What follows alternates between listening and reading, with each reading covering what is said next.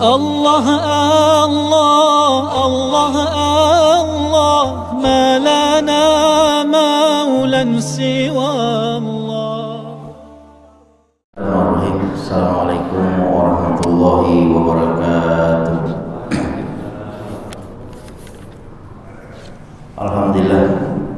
Alhamdulillahirabbil alamin wa bihi nasta'inu ala umuri dunya waddin. Wassalatu wassalamu ala asyrafil anbiya'i wal mursalin sayyidina wa maulana Muhammadin wa ala alihi wa ashabihi wa man tabi'ahum bi ihsan ila yaumiddin. Amma ba'd. Allahumma 'allimna bima yanfa'una wa anfa'na bima 'allamtana.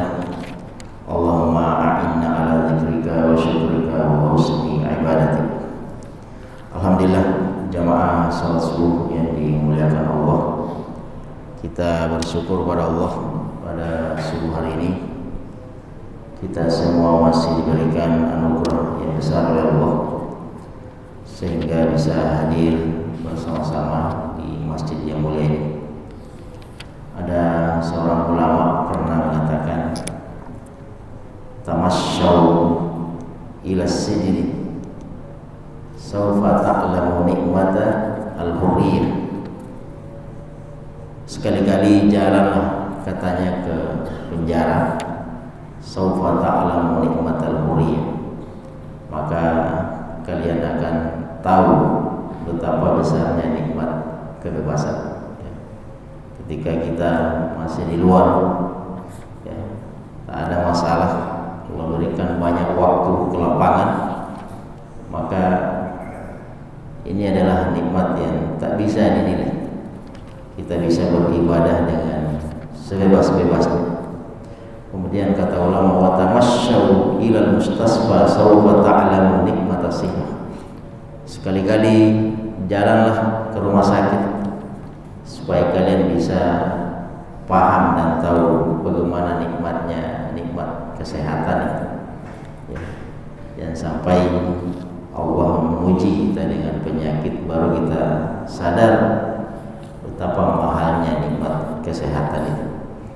Dan kata ulama kita, wa tamasyaw ilal maqbarah, jalan-jalanlah ke kuburan, sawfa ta'lamu nikmatal hayah, supaya kalian tahu bagaimana besarnya nikmat kehidupan itu.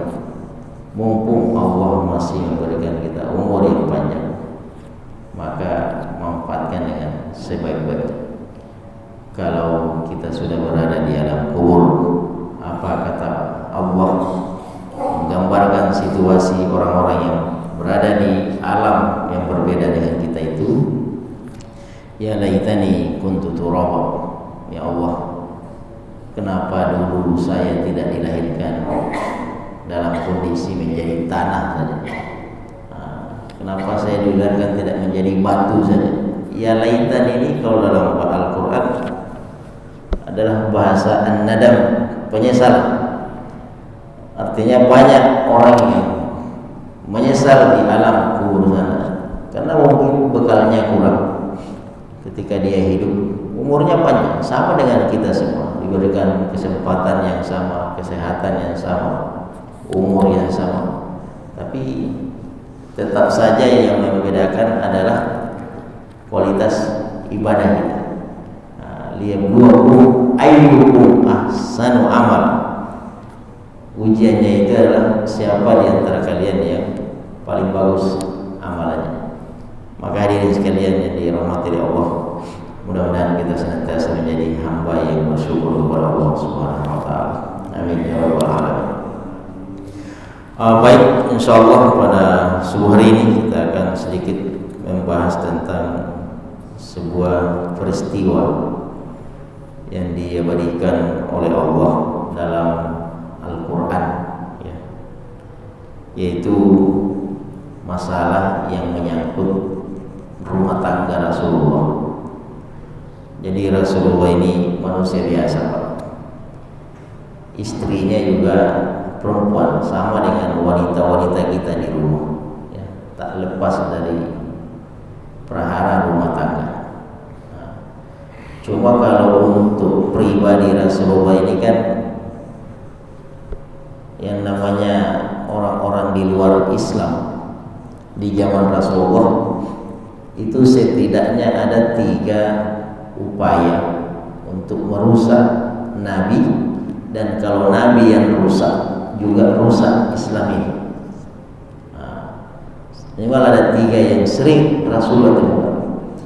Yang pertama adalah upaya pembunuhan. Memang satu-satunya cara untuk menghadang laju Islam waktu itu adalah menghabisi Muhammad. Rasulullah harus diselesaikan. Dan itulah akhirnya kesepakatan bersama para kafir Quraisy di Mekah bahwasanya Muhammad ini harus dibunuh, tak ada jalan lain.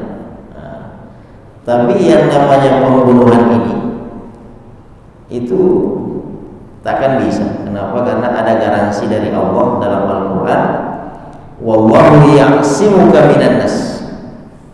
Ini garansi dari Allah bahwasanya Muhammad ini tak akan berakhir di tangan umatnya. Beda dengan nabi-nabi dulu. Kalau rasul-rasul terdahulu itu banyak yang dibunuh, banyak yang dipenggal, banyak yang digorok, banyak yang digergaji, dibunuh, nabinya dibunuh. Tapi khusus Rasulullah ini ada garansi dari Allah, wallahu ya'simuka minan nas.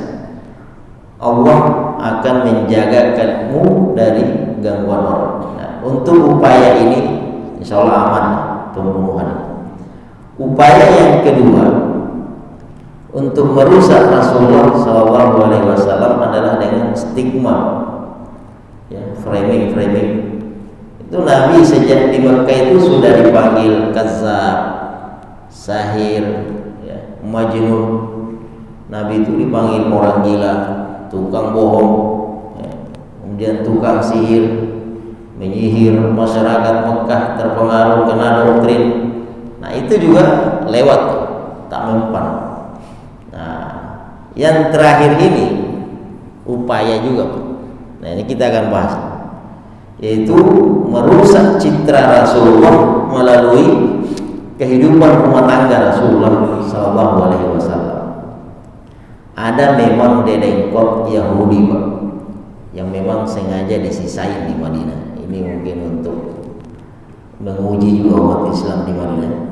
Coba sekali-kali tengoklah sosok gembong munafik itu yang bernama Abdullah bin Ubay bin Salul. Nah, ini orang sudah layak hukuman mati sebenarnya, tapi Allah sisain, tak dibunuh.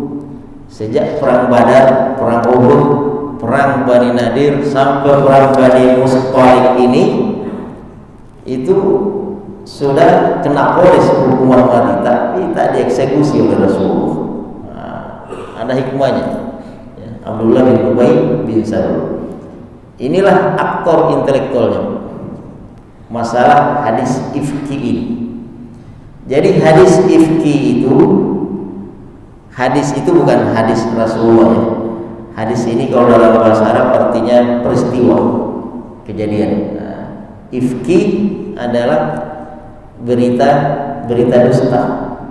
Nah, jadi kronologi kejadian ini nanti yang kena gosip ini istri Rasulullah.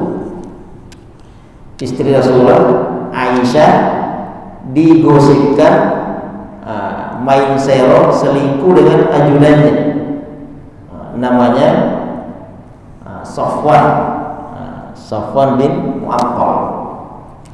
Nah, sebelum ke sana ada sedikit latar belakang dari peristiwa ini.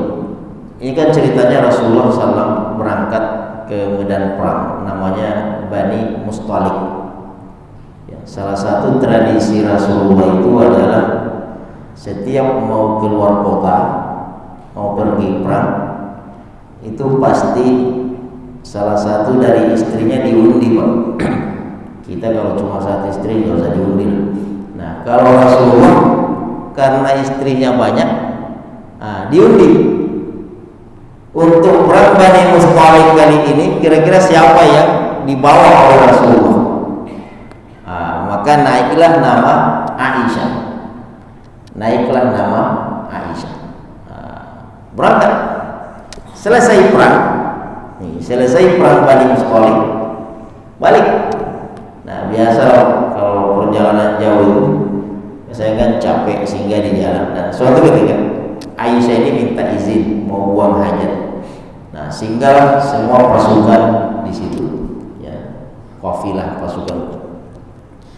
Nah dulu tak ada toilet, ya, belum ada namanya rest area waktu itu. Nah, nggak ada toilet. Dulu toilet itu bahasa Arabnya adalah al-khala. Khala itu tempat kosong. Jadi orang kalau buang hajat cari tempat kosong yang orang tak nampak dengan mata kita. Nah, maka dari kejadian ini juga ulama fikih kita itu sebenarnya mengambil hukum bahwasanya toilet-toilet yang berdiri di masjid-masjid itu bukan masalah yang berdirinya. Yang berdiri itu tak ada masalah. Yang masalah itu orang berjejer situ nampak. Yang satu kencing di sini, yang satu kencing di sini, itu tak boleh. Tak boleh orang buang hajat itu dilihat oleh orang lain. Tak boleh. Nah ini berbaris di masjid pula nampak. Nah itu tak boleh. Makanya dulu buang hajat itu jauh. Namanya khala, tempat kosong. Nah termasuk Aisyah ini. Aisyah pergi sendirian. Namanya padang pasir, ya, luas. Nah, ketika beliau balik ke Al-Haudaj, jadi ada namanya Haudaj.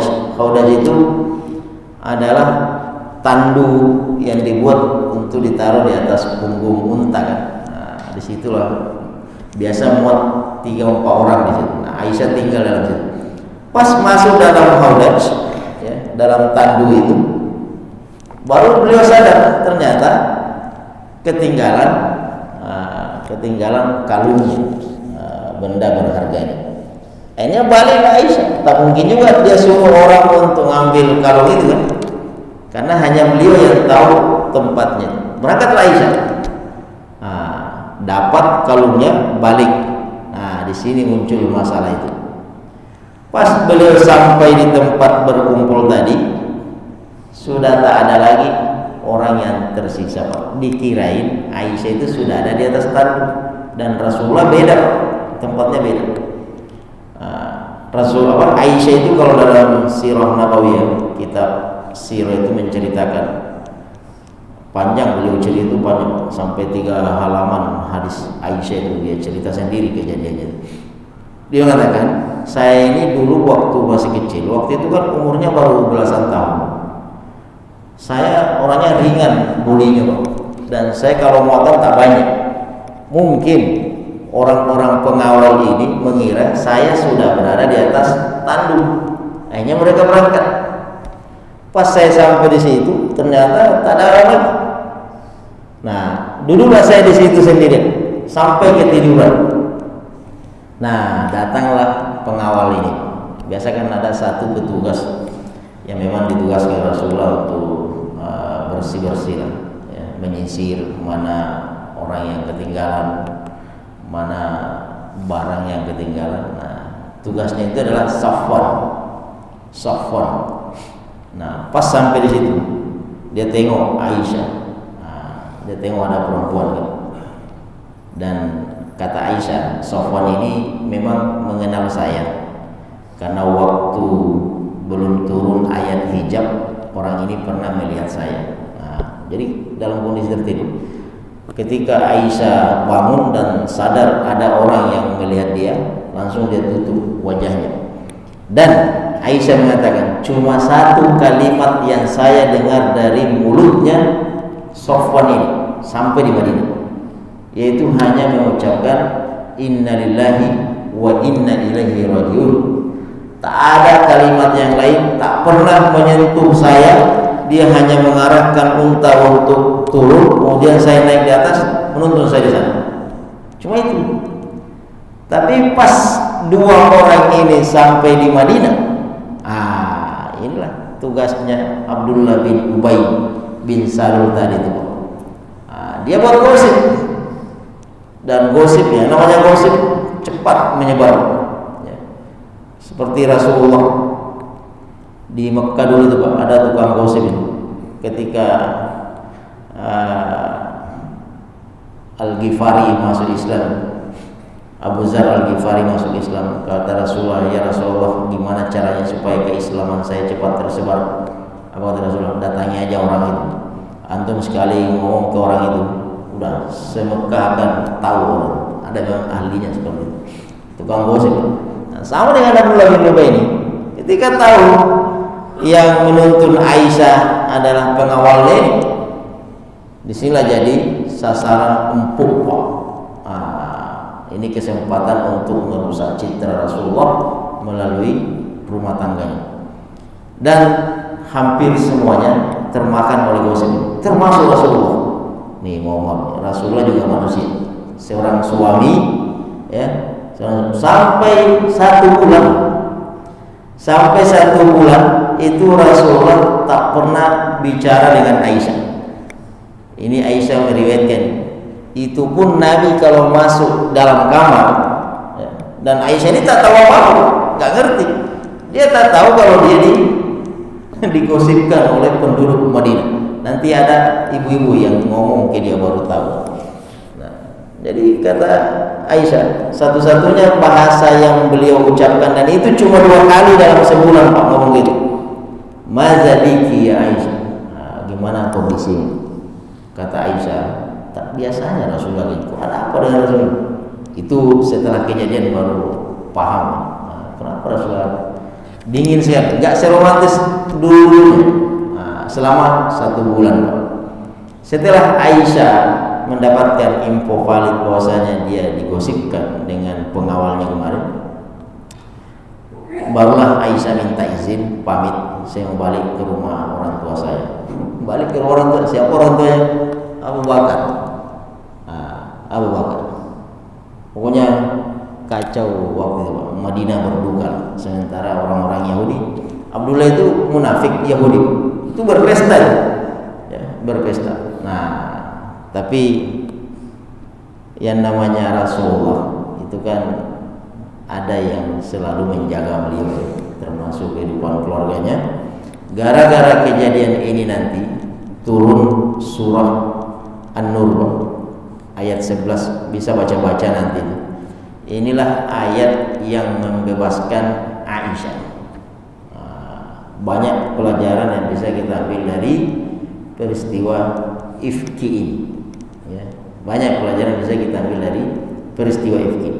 Jadi Rasulullah tadi itu udah terprovokasi sampai tak mau bicara dengan Aisyah.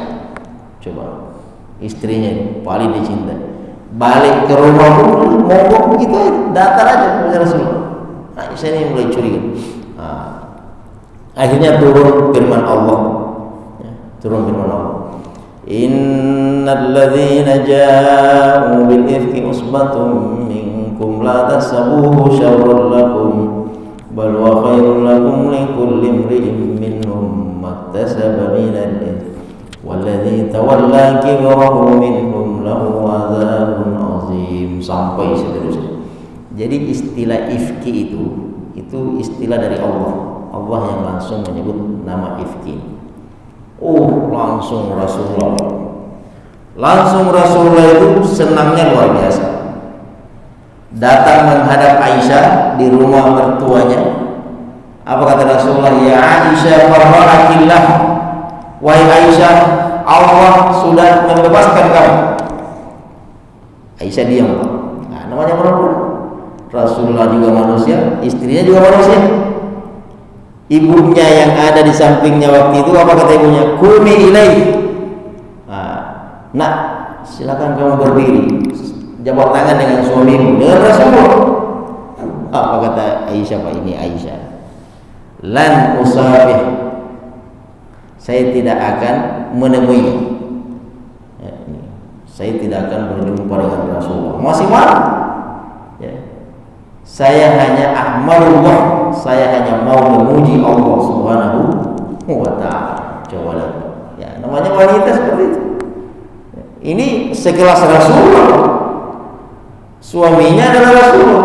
Tahu salah tengok dia suami atau bukan suami, tengok posisinya sebagai seorang Rasul. Tapi ini lagi namanya manusia.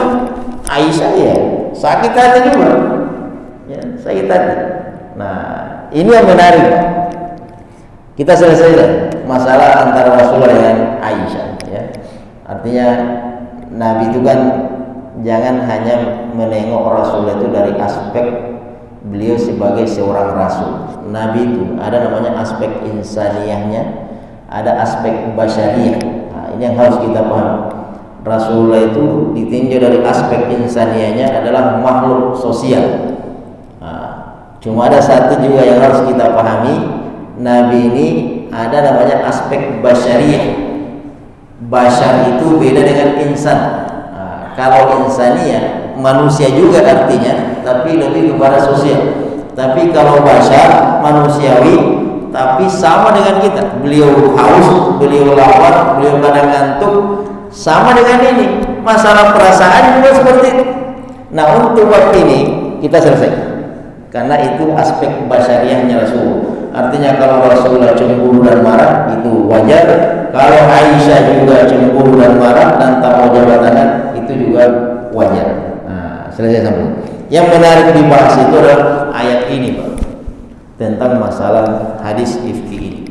Sebenarnya cuma ada satu poin yang ingin saya sampaikan pada kesempatan ini berkaitan dengan kasus Momam, dan sampai kita ikut larut dalam dosa massal ini tentang CP atau PC istri FS kan. Ini statusnya, Pak. Ini wanita, jangan sampai wanita baik-baik dan belum ada bukti sama sekali kita ikut men-share video-video yang tidak bertanggung jawab atau flyer yang tidak jawab, seakan-akan ini sudah main serong selingkuh dengan ajudannya dan lain-lain. Mohon ini jelas ayatnya nanti, ini dosa massal.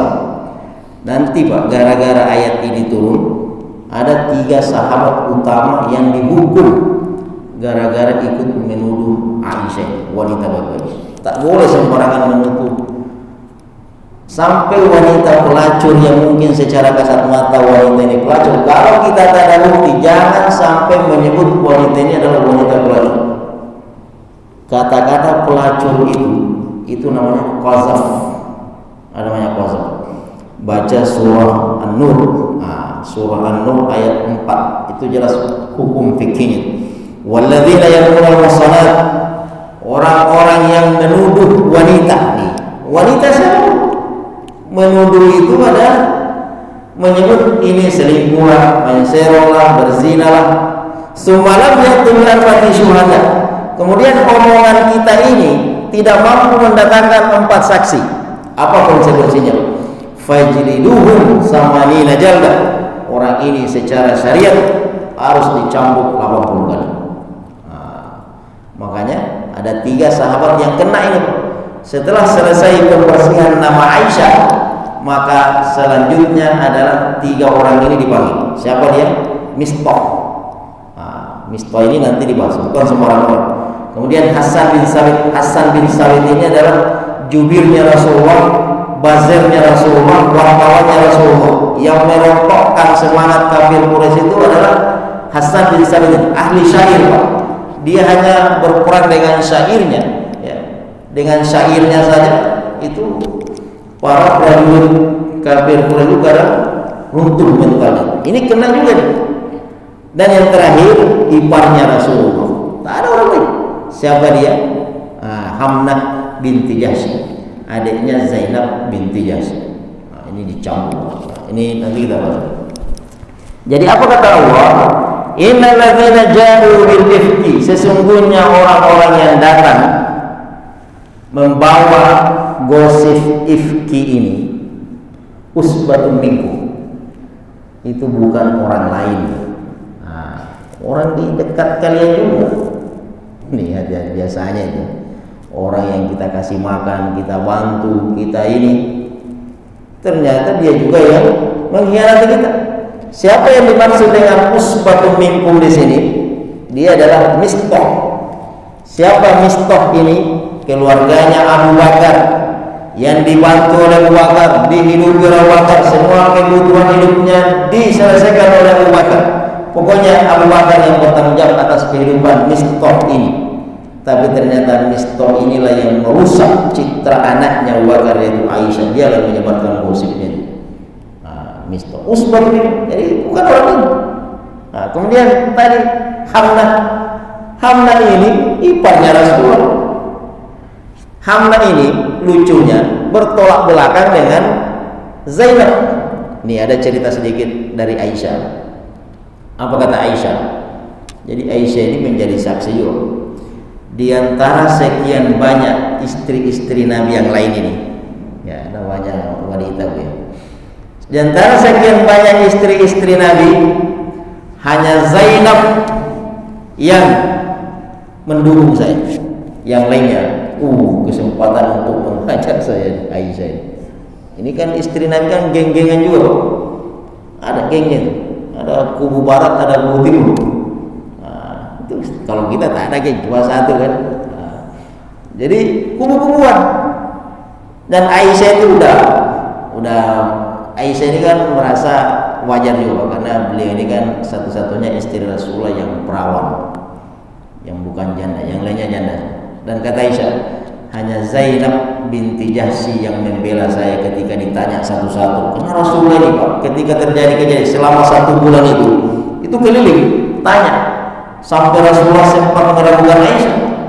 Gimana sih sebenarnya pendapat kamu tentang Aisyah? Cuma satu orang, hanya Zainab yang mengatakan, la a'lamu fiha illa khair. Saya tak mengenal Aisyah itu kecuali beliau itu adalah wanita baik-baik. Wah, hanya dia yang menurut, yang lainnya selesai. Nah, ini terbalik dengan adiknya Hamnah.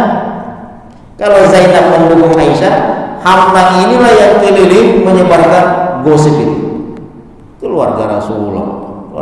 Makanya kata Allah, innal ladzina ja'u bil ifki usbatun minkum. Orang yang menyebarkan berita itu adalah bukan orang lain, keluargamu sendiri. Tapi kata Allah menghibur Nabi, la tahsabuhu syarran lakum. Jangan mengira itu merupakan keburukan buat kamu, kiamat buat kamu. Bal huwa khairul lakum. Justru itu adalah sesuatu yang baik buat kamu. Jadi kalau ada fitnah itu, fitnah gosip, jangan langsung merasa suudzon pada Allah.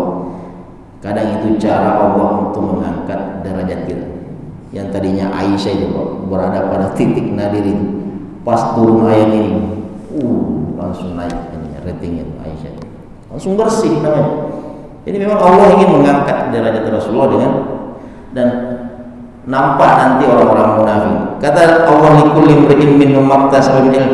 Semua yang menyebarkan gosip itu, yang terlibat langsung di situ, maktasaba min ismi, nanti mendapatkan ganjarannya masing-masing. Walladzi tawalla kibrahu minhum lahu adzabun azim. Nah, ini yang menjadi catatan para ulama.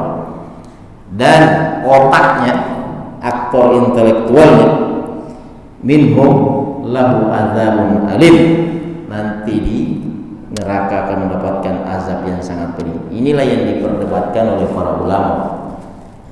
Kenapa Abdullah bin Ubay bin Salul ini itu tidak ikut dihukum? Hanya 3 orang ini. Kok cuma Mistah, Hasan bin Sabit, dan Hamnah binti Jahsy? Padahal ini hanya menyebar. Adapun orang yang otaknya lah, Abdullah bin Ubay bin Salul, kok dilepas dan tidak dapat hukuman?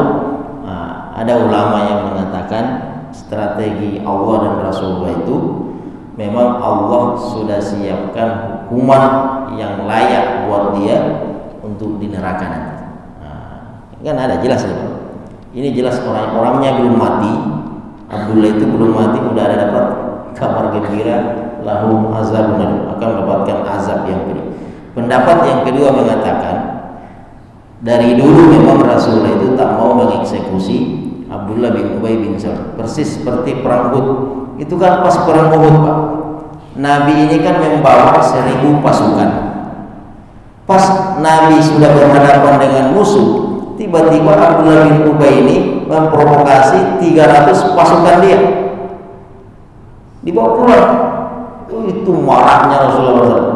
Tapi pas selesai perang, tadi apa-apain juga. Pas perang Bani Nadir berulang lagi, Bani Mustalik, perang Bani Mustalik berulang lagi, puncak puncaknya ini gadis ifki berulang lagi, tapi tak pernah diapakan Rasulullah. Nah, kata Dr. Muhammad Ali As-Salabi dalam bukunya, salah satu strategi Rasulullah kenapa orang ini tak pernah diusik oleh Nabi, karena dia memang punya masanya banyak. Yahudi di Mekah itu bukan hanya manusianya banyak, ekonomi dia pegang. Pengaruhnya luar biasa. Hampir separuh penduduk Madinah itu bisa dia provokasi. Inilah yang menjadi pertimbangan Rasulullah belum mau mengeksekusi. Kata Rasulullah kepada Umar bin Khattab, Umar ini kan udah minta izin, kasih saya kesempatan untuk eksekusi orang. Apa kata Rasulullah? Sabar aja, nanti akan datang balasan buat dia sendiri. Jadi itu pertimbangan Rasulullah SAW sehingga orang ini tidak diapa-apain. Termasuk ada anaknya namanya Abdullah juga. Jadi ada sahabat namanya Abdullah bin Abdullah, anaknya gembong munafik itu orang solehnya luar biasa. Anaknya aja menawarkan diri kepada Rasulullah, ya Rasulullah, boleh nggak saya membunuh bapak saya? Tak diizinkan Rasulullah. Ini saking jengkelnya anaknya.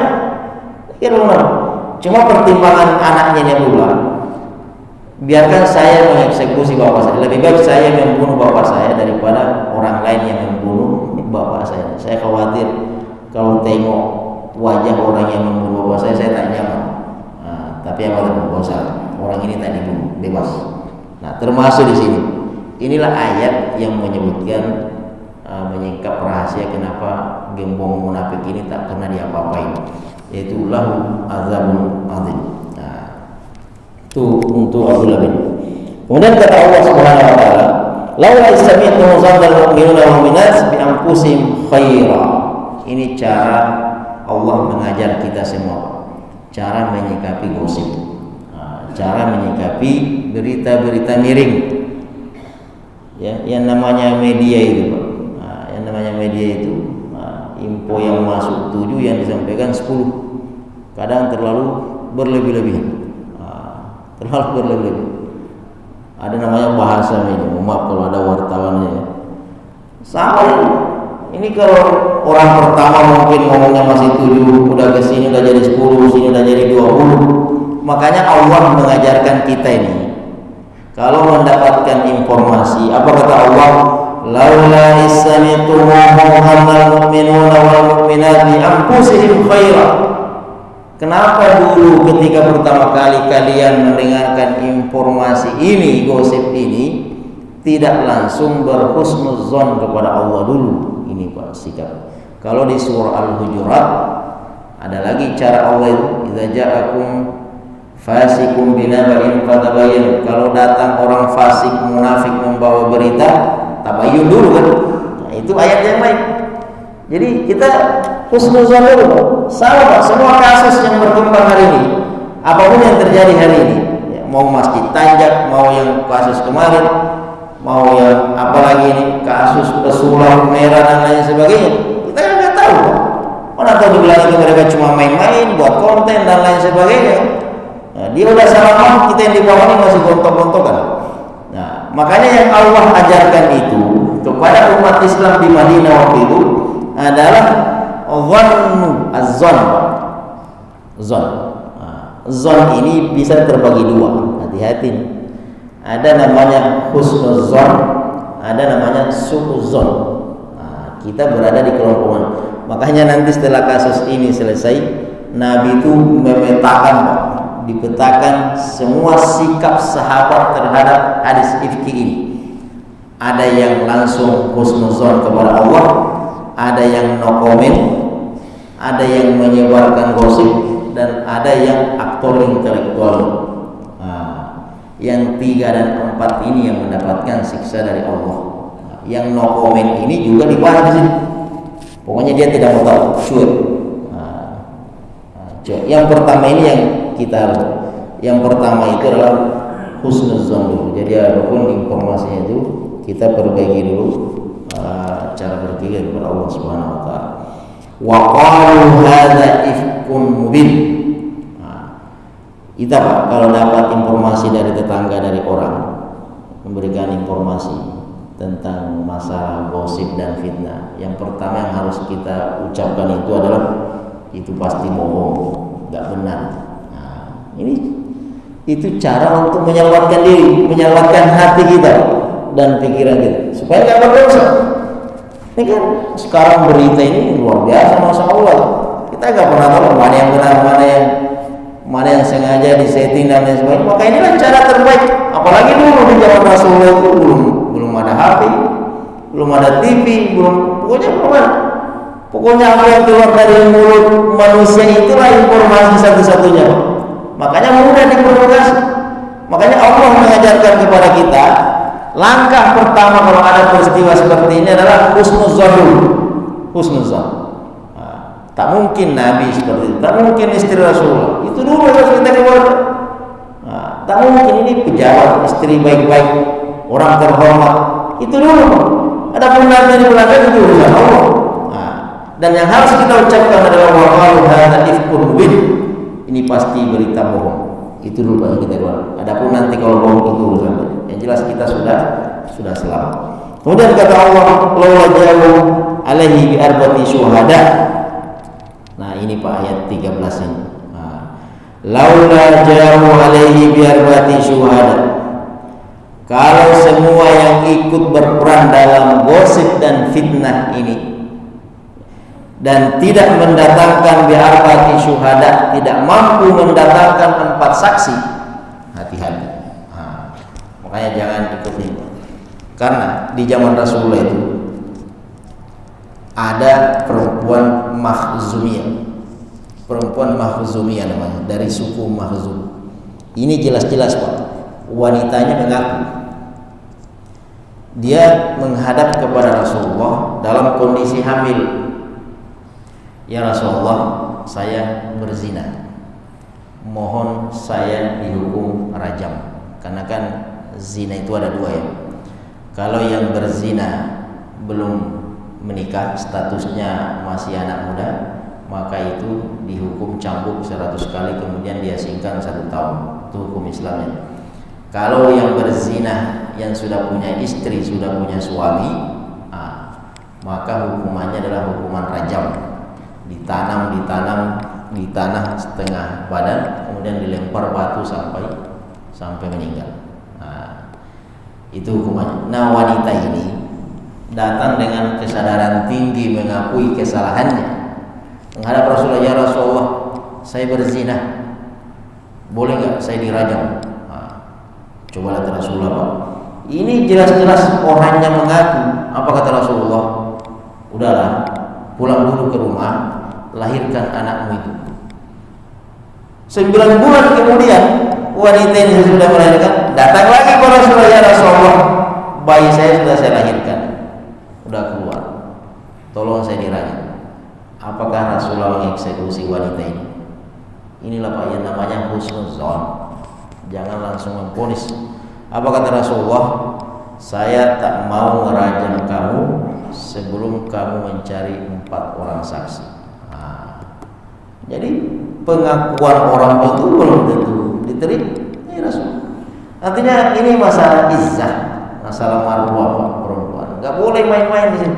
Apalagi kalau ini cuma berita simpang siur, entah dari mana sanadnya, perawinya siapa, coba secara coba sini kan. Banyak ini dosa, bukan masalah apanya Pak ya. Bukan masalah, ini masalah dosanya ini. Jangan sampai kita grup WA yang tanya grup orang-orang soleh dengan adanya gosip ini jadi tempat menampung dosa jadi. Makanya kata Allah, fa izlam ya'tu bisyuhada fa ulaika indallahi humul kazibun. Ini serangan balik dari Allah. Serangan balik dari Allah. Yang tadinya merusak citra Aisyah itu, apa kata Allah? Kalau mereka yang menyebarkan gosip itu tidak mendatangkan saksi-saksinya, fa ulaika indallahi humul kazibun, maka orang ini adalah orang pendusta. Walam tuqbal syahadatuhum, dan syahadanya, kesaksiannya tidak diterima lagi sampai hari kiamat kecuali dia taubat nasuha. Ini hati-hati Pak menunggu orang itu. Jadi jelas ya, jangan sampai kita terprovokasi dengan berita yang ada, apalagi masalah marwah wanita, Pak, ya, marwah wanita. Jangan juga kita menggeneralkan semua masalah, ya. Itu banyak celah-celah setan yang masuk di situ. Maka kata Allah, "Walaula fadlullahi warahmatullahi fid dunya wal akhirah lamassahum fima afattum fi adzab." Seandainya bukan karena fadlu Allah dan rahmatnya Allah, selesailah urusan kita ini. Untung ada Allah yang menyelamatkan kita semua. Artinya jarang ada orang yang selamat dari fitnah-fitnah seperti ini. Fitnahnya mungkin adalah keluarga Aisyah, keluarga Rasulullah rusak. Ya, untung ada Allah yang meluruskan. Kalau tak lurus, Pak, gimana nasib Rasulullah, pengemban dakwah, ya, orang yang bicara pokoknya masalah akhlak, bicara masalah adab, ternyata istri sendiri. Tapi ini pun mohon maaf, ya, tak boleh dijadikan alasan untuk menolak kebenaran. Karena nabi-nabi dulu, istri-istri dahulu itu juga mengalami hal yang serupa, dan ini bukan gosip lagi. Seperti istrinya Nabi Nuh. Istrinya Nabi Nuh itu luar biasa. 950 tahun diceramai sama Nabi Nuh, tak beriman-beriman. Ada yang lebih parah. Yang lebih parah itu yang pernah kita bahas adalah istrinya Nabi Lut. Istrinya Nabi Lut ini terlibat dalam kasus LGBT di zamannya. Akhirnya ikut diazab oleh Allah. Jadi tak ada jaminan juga istri. Apalagi ini Aisyah, istri Rasulullah, orang baik-baik. Kita kalau bahas masalah sirahnya Aisyah, masalah biografinya Aisyah, itu kan luar biasa. Salah satunya nih, apa hikmahnya Nabi menikahi Aisyah di usia 9 tahun juga? Apa skenario Allah di situ? Kenapa semua istri Nabi yang lain 10 orang ini itu rata-rata usianya 50 tahun ke atas? Hanya satu istri beliau yang usia 10 tahun, 9 tahun, yaitu Aisyah. Dan Aisyah ini wanita cerdas, faqihah, ahli fikih, pokoknya orangnya pintar dan mentalnya bagus. Dia mau ngomong sama sahabat. Apa kira-kira hikmahnya? Kita kalau cek 5 perawi hadis terbanyak, ya, ada 5 perawi hadis terbanyak. Salah satunya itu Aisyah. Ya, kata ulama, salah satu hikmahnya Rasulullah menikahi Aisyah adalah umur dakwah ini tambah panjang. Jadi ketika Rasulullah wafat, Aisyah baru beranjak jadi ustazah. Jadi Rasulullah wafat, semua informasi ilmu itu dibahas oleh Aisyah. Jadi Aisyah ini maha guru buat para semua sahabat. Jadi Aisyah itu, rumah beliau dulu itu adalah pondok. Orang datang menuntut ilmu, banyak hadis. Coba kalau Aisyah ini umurnya udah kayak Sauda, 55 tahun, 60 tahun, Muhammad paling 5 tahun, 10 tahun lagi sudah selesai, meninggal kan. Tapi Aisyah ini masih bisa hidup sampai 40 tahun, 50 tahun lagi. Makanya kan Aisyah sempat terlibat dengan Ali di perang Jamal, perang saudara antara beliau dengan Ali, terjadi peperangan. Tapi jangan lihat itunya, yang kita lihat adalah ilmu yang dibawa oleh Aisyah ini akhirnya bisa diajarkan kemana-mana. Nah, itu kelebihan Aisyah. Nah, kemudian hadirin yang dirahmati oleh Allah Subhanahu Wa Taala, ya, ada juga satu pelajaran yang bisa kita ambil di sini, yaitu istalaqawna bi alsinatin wa taquluna bi faikum ma laysa lakum bi ilm wa tasabuna hayyina. Kalian ini suka kalau bahasa kita sekarang mengcopy paste informasi. Kalau bahasa Al-Qur'an ini talaqawna bi alsinatin. Kalian memindahkan satu omongan dari mulut ke mulut. Nah, kalau kita sekarang tinggal share, pindah ke grup sebelah, padahal tak ada perawinya. Nah, tak jelas dari mana sanadnya informasi. Wa taquluna bi afwahikum ma laysa lakum ilm. Kalian menyebarkan informasi itu padahal kamu tidak tahu dari mana sumbernya, tak ada ilmu di situ. Wa tahsabunahu hayyinan. Ini masalah kita, Pak. Yang begini-beginian kita jadikan bahan candaan. Ada TikToknya, TikToknya FS, TikToknya SPC. Ini kan orang belum selesai, Pak. Belum pasti bersalah. Ini udah kita sebar kemana-mana. Ini ketahuan.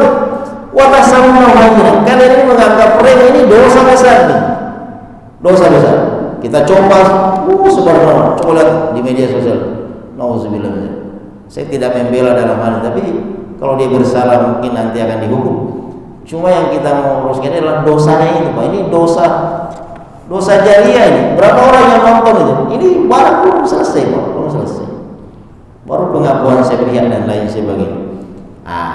Ini kata Allah menutup ayat ini, wa huwa indallahi azim.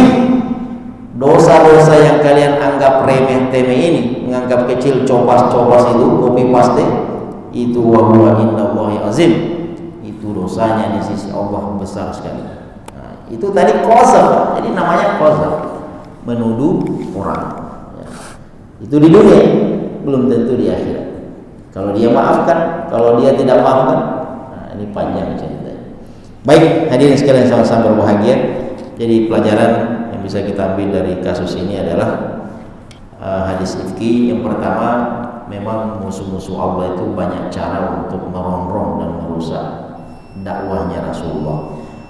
Tapi Allah menjaga semuanya. Yang kedua, namanya Rasulullah itu ada memang aspek basyariahnya.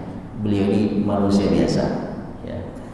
Kadang marah, kadang cemburu, ngambek juga gitu, sampai 1 bulan nih, 1 bulan tak jumpa dengan Aisyah. Yang ketiga adalah masalah wanita baik-baik tadi itu jangan langsung dan mudah kita terprovokasi ya. Yang pertama yang diajarkan oleh Allah, kita husnuzon. Yang kedua, setiap ada berita langsung keluar dari mulut kita, hadza ifkun mubin. Ini pasti nggak benar nih, ini pasti nggak benar. Kenapa Allah mengajarkan ngomong seperti itu? Supaya kita terhindar dari dosa. Kecuali kalau ada informasi langsung kita mengaminkan, iya memang benar, udah ini dosanya mengalir terus. Baik, itu beberapa pelajaran yang bisa kita ambil dari peristiwa hadis ifki ini. Mudah-mudahan Allah menjaga kita semua dari fitnah yang serupa ya. Amin ya rabbal alamin. Subhanakallah bihamdik, asyhadu an la ilaha illa anta, astaghfiruka wa atubu ilaik. Wassalamualaikum warahmatullahi wabarakatuh.